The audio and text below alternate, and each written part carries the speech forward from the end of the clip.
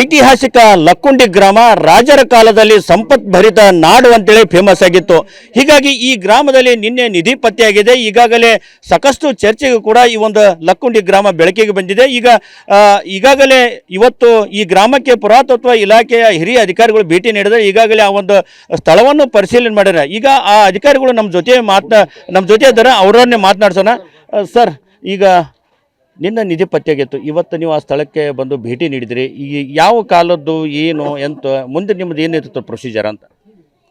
ನಮ್ಮ ಪ್ರೊಸೀಜರ್ ಪ್ರಕಾರ ಅದು ಈಗಾಗಲೇ ಟ್ರೆಜರಿಗೆ ಅವುಗಳನ್ನು ಸಂಗ್ರಹಣೆ ಮಾಡಿದ್ದಾರೆ. ಸೊ ಅವುಗಳನ್ನು ತೆಗೆದು ಒಂದು ಸರಿ ವೀಕ್ಷಣೆ ಮಾಡಬೇಕಾಗುತ್ತೆ. ಸಂಶೋಧನೆ ಮಾಡಿದಾಗ ಅದು ಯಾವ ಕಾಲಘಟ್ಟಕ್ಕೆ ಸಂಬಂಧಪಟ್ಟದ್ದು ಅನ್ನೋದ್ರ ಬಗ್ಗೆ ಎಲ್ಲಿ ಮಾಹಿತಿ ಸಿಗೋ ಸಾಧ್ಯತೆ ಇದ್ದರೆ ನೋಡಬೇಕಾಗ್ತದೆ ಅಷ್ಟೇ. ಈಗ ಯಾವಾಗ ಆ ಕಾರ್ಯ ಆರಂಭ ಆಗುತ್ತೆ? ಯಾವ ತಜ್ಞರನ್ನು ಈಗಾಗಲೇ ಎಲ್ಲಿಂದ ಕರೆಸ್ತೀರಿ, ಎಲ್ಲಿಂದ ಬರ್ತಾರೆ ಅವ್ರ ತಜ್ಞರು ಮುಂದೆ? ಮತ್ತು ಈ ಒಂದು ಸ್ಥಳದಲ್ಲಿ ಅದಂದ್ರೆ ಇದು ರಾಜರ ಈ ಆಳಿದ ಏನು ಊರು ಅಂತ ಹೇಳ್ತಾರೆ. ಈಗೇನು ರಾಜರ ಕಾಲದ ರಾಜಮನೆತನದ ಅಥವಾ ಏನು ಅಂತ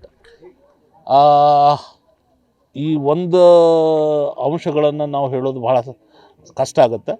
ಯಾವುದಕ್ಕೂ ಅದರಲ್ಲಿ ಸಿಕ್ಕಂಥ ಅವಶೇಷಗಳನ್ನು ನೋಡಿದಾಗ ಆದಷ್ಟು ಅವು ಮುರಿದಂಥ ಸ್ಥಿತಿ ಒಳಗದಾವು.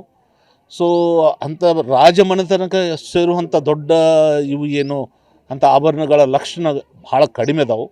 ಸೊ ಯಾವುದಕ್ಕೂ ಅವನ್ನು ಸಂಶೋಧನೆ ಮಾಡಿ ನೋಡಬೇಕಾಗ್ತದೆ, ವಿವರವಾಗಿ ನೋಡಬೇಕಾಗ್ತದೆ. ಈಗಾಗಲೇ ತಾವು ಸಾಕಷ್ಟು ಕಡೆ ಇಂಥ ಒಂದು ಸಂಶೋಧನೆ ಕೂಡ ಮಾಡಿರ್ತೀರಿ. ಪುರಾತತ್ವ ಇಲಾಖೆ ಅಂತಂದ್ರೆ ಸಂಶೋಧನೆ ಮಾಡಿರ್ತೀರಿ. ಈಗ ನಾವು ಮೇಲ್ನೋಟಕ್ಕೆ ಕಂಡಿದ್ರೆ ಎಷ್ಟನೇ ಶತಮಾನದವು ಇರಬಹುದು ಅಂತ? ಸೊ ಭಾಳ ಅಂದರೆ ಅಷ್ಟೇನು ಹಳೇದೇನಲ್ಲ ಅಂತ ಅನಿಸುತ್ತೆ. ಇಷ್ಟು ಮಾತ್ರ ಹೇಳಬಲ್ಲೆ. ನಿಖರವಾಗಿ ಹೇಳೋದಂತಂದ್ರೆ ನಾನು ಅವನ್ನ ನೋಡಿಲ್ಲ. ಒಂದೊಂದು ನೋಡಿದಾಗ ಹೊಸ ಹೊಸ ಅಂಶಗಳು ಹೆಚ್ಚಿನ ಬೆಳಕಿಗೆ ಬರ್ತಿರ್ತಾವೆ, ಸೂಕ್ಷ್ಮ ಇರ್ತಾವೆ, ಅವನ್ನೂ ನೋಡಿರೋದಿಲ್ಲ.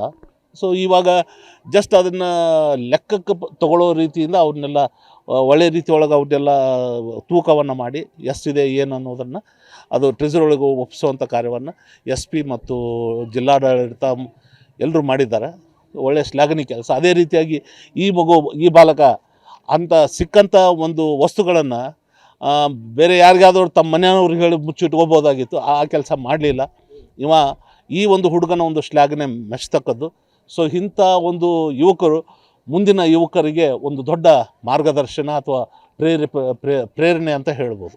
ಸೊ ಇಂಥ ಮಕ್ಕಳೊಳಗೆ ಇಂಥ ಸಂಸ್ಕೃತಿ ತಂದೆ ತಾಯಿ ಕೊಟ್ಟಾರಲ್ಲ, ಅದಕ್ಕೆ ಹೆಚ್ಚಿನ ಮೆಚ್ಚುಗೆಯನ್ನು ವ್ಯಕ್ತಪಡಿಸ್ತೀನಿ ನಾನು ಈ ಸಂದರ್ಭದೊಳಗೆ.